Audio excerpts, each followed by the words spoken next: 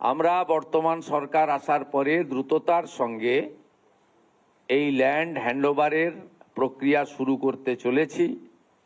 আজকে এর সূচনা লগ্নে আমরা 18+9 27 কিলোমিটার এলাকাকে সুরক্ষিত করার প্রয়োজনীয় জমি সরকারি এবং আমাদের প্রাইভেট ল্যান্ড যা পারচেজ আমরা করছি এবং তার সম্পূর্ণ অর্থ বিএসএফ আমাদের দিচ্ছেন, ভারত সরকার আমাদের দিচ্ছেন, আমরা সেটা সূচনা করলাম।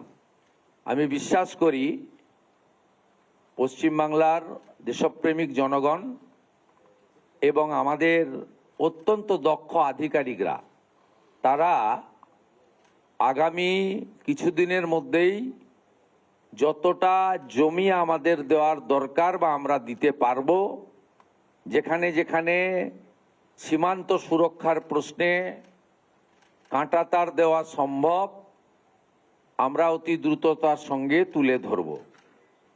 একটু পরেই আধিকারিক স্তরে মাননীয় ডিজি বিএসএফ, যিনি ওয়েস্ট বেঙ্গল ক্যাডারের একজন অফিসার, তিনি জঙ্গলমহলেও কাজ করেছেন 2008-9, আমি ওনাকে পার্সোনালি চিনি।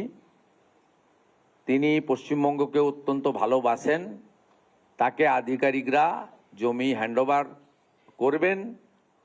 আপনাদের মাধ্যমে পশ্চিমবাংলার দেশপ্রেমিক রাষ্ট্রবাদী জনগণ এবং মুখ্যমন্ত্রী হিসেবে আমি এবং অন্যান্য আধিকারিকরা, অন্যান্য বিএসএফের অফিসিয়ালরা আমরা এই গুরুত্বপূর্ণ সন্ধিক্ষণে এই হ্যান্ডওভারের সাক্ষী হিসেবে থাকব। আমি এর সাথে দুটো বিষয় আপনাদের উল্লেখ করব জনগণের জ্ঞাতার্থে। স্ট্যান্ডিং আমাদের যে প্রসিডিওর ছিল তাতে বর্ডার ডিস্ট্রিক্টগুলোতে কোঅর্ডিনেশন মিটিং প্রতিনিয়ত করার বিষয় ছিল। দীর্ঘ কয়েক বছর ধরে পশ্চিমবঙ্গে বর্ডারে ডিস্ট্রিক্ট ম্যাজিস্ট্রেটদের পৌরোহিত্যে যে কোঅর্ডিনেশন মিটিং, যাতে বিএসএফ, স্টেট পুলিশ, কাস্টম সহ অন্যান্য সংশ্লিষ্ট বিভাগ যেখানে থাকার কথা, একটাও মিটিং হয়নি। নতুন সরকার 9/5/2026 দায়িত্ব নেওয়ার পরে আমরা দার্জিলিংয়ে এই ধরনের কোঅর্ডিনেশন মিটিং করেছি 19/5-এ দার্জিলিং এবং শিলিগুড়িতে। আমরা 18/5-এ করেছি জলপাইগুড়িতে। আমরা 18/5-এ করেছি কোচবিহারে। দক্ষিণ দিনাজপুরে হয়েছে 18/5-এ।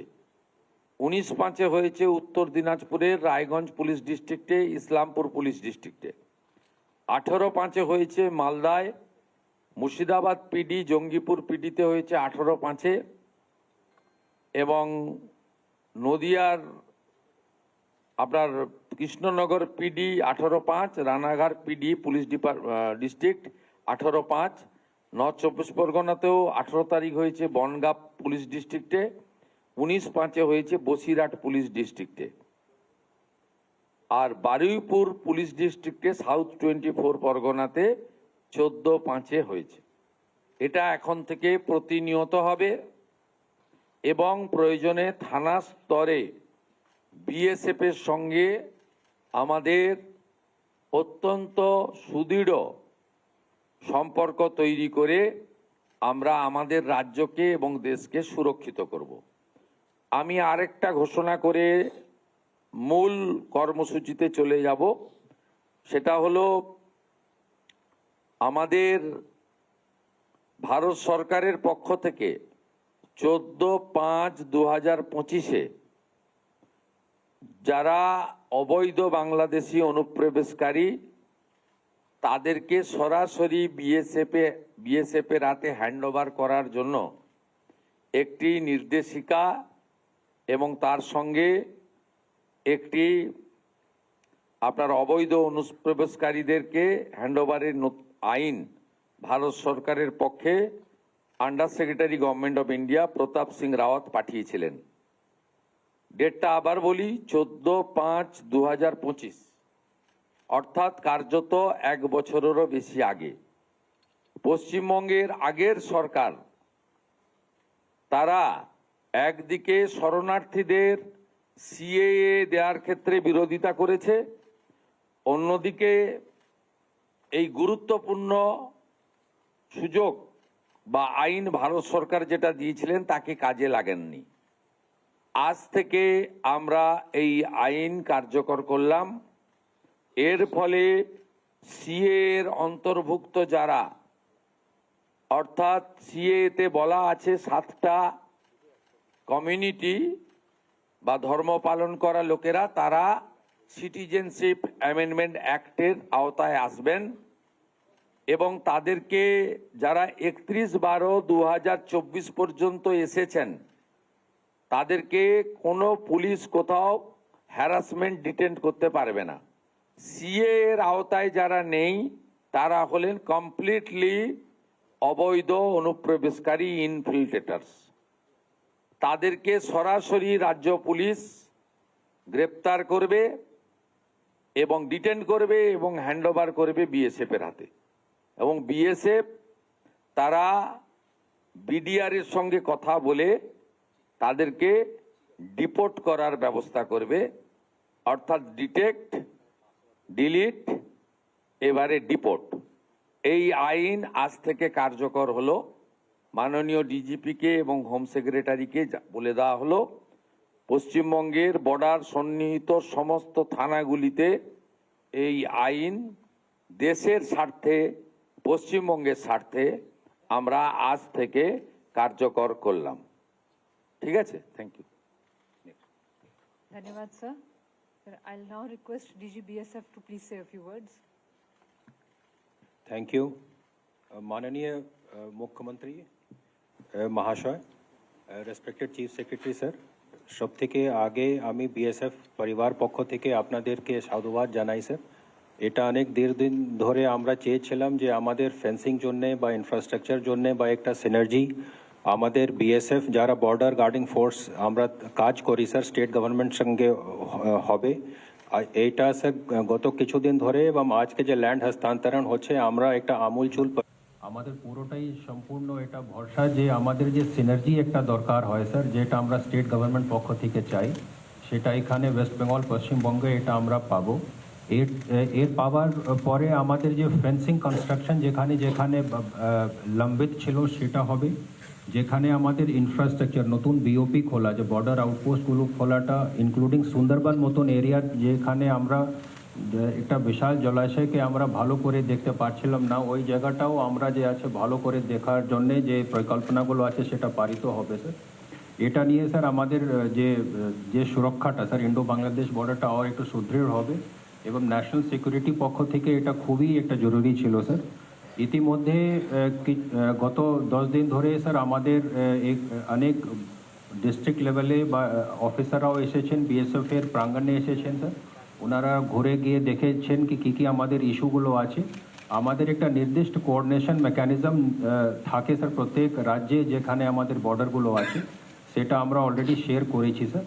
যে কিছু তালিকাতে যে স্মাগলারদের তালিকা হয় বা যারা স্মাগলিং মধ্যে যুক্ত থাকেন, এই সমস্ত তালিকাগুলো আমরা এইগুলো পারসিউ করে যারা এইগুলো কার্যকলাপ সঙ্গে জড়িত ওদেরকে স্যার যে আছে আমরা ধরবো এবং ওদেরকে যে আছে স্টেট প্রশাসনের সঙ্গে আমরা লিস্ট এটা করবো sir.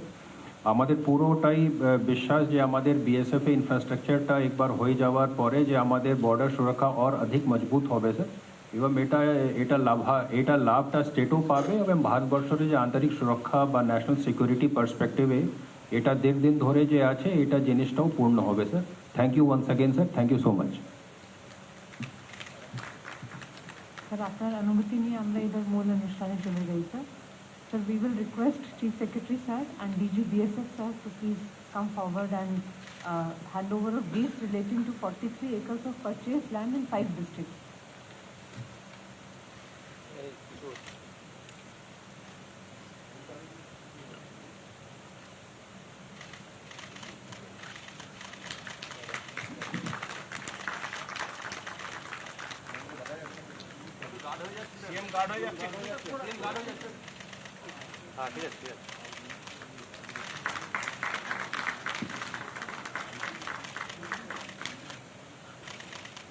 Thank you, sir.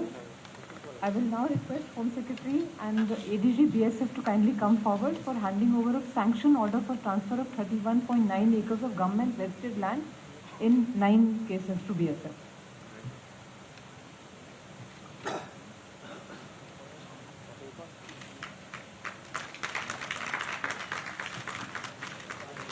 So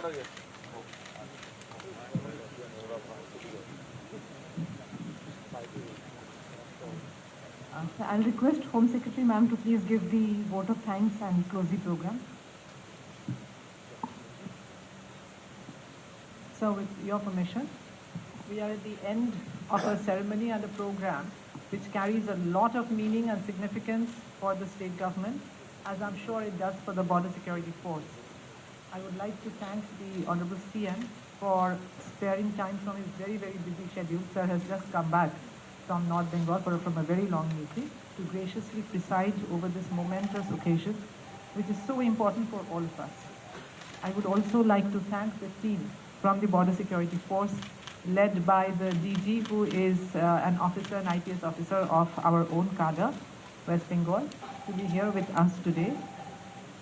I would also take this moment to thank the Chief Secretary, sir, and Advisor, sir, for their constant guidance, and my colleagues, my senior colleagues from the LNLR department, the DGP and his team, for the extreme hard work which has made possible this ceremony and this handing over today. Also, the respected members of the media, we are very happy that you could join us on this particular occasion. We are committed to continue this momentum which we have gathered to fulfill the very strong resolve of the state government and work in close coordination with BSF and with all the other stakeholders to ensure the protection of a very sensitive Indo-Bangladesh border, which is in the interest not only of our own state, but of national importance. With the permission of the Honorable Chief Minister, sir, we conclude the program, sir. Thank you, everyone. Namaskar.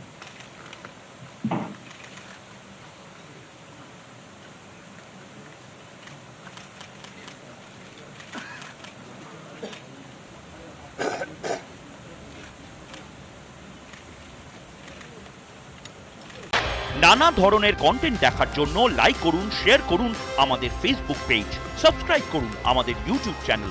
পাশাপাশি অন্যান্য breaking নিউজের জন্য অবশ্যই চোখ রাখুন Republic বাংলায়।